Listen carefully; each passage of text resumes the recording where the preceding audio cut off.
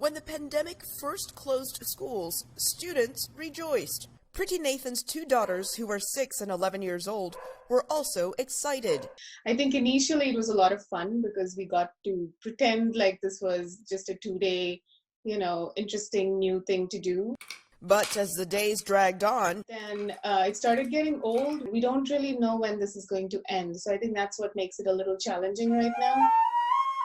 while working from home, she also tries to keep her children learning. For the little one, the 6-year-old, it's a combination of, what the school wants and what mom and dad want.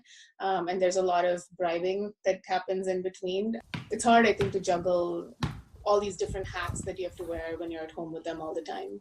There has been pretty intense, continuous anxiety, and even in times of calm, it's kind of there floating under the surface. Robin Leffert, a pediatric nurse, has an 8-year-old daughter.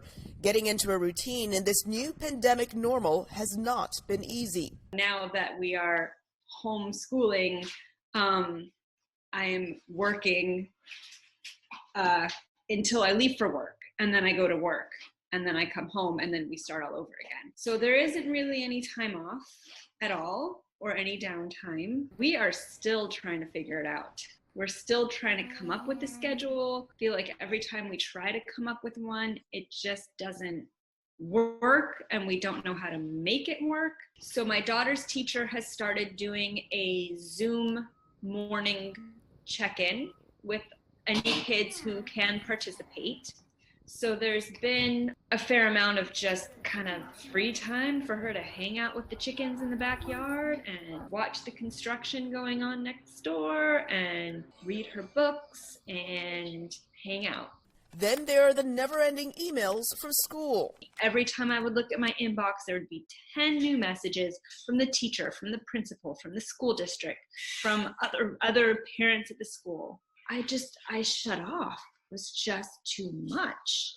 In the midst of all the stress, I am very aware now of the things that I am grateful for. And I am grateful that I have a job that is perhaps more secure now than it ever was before.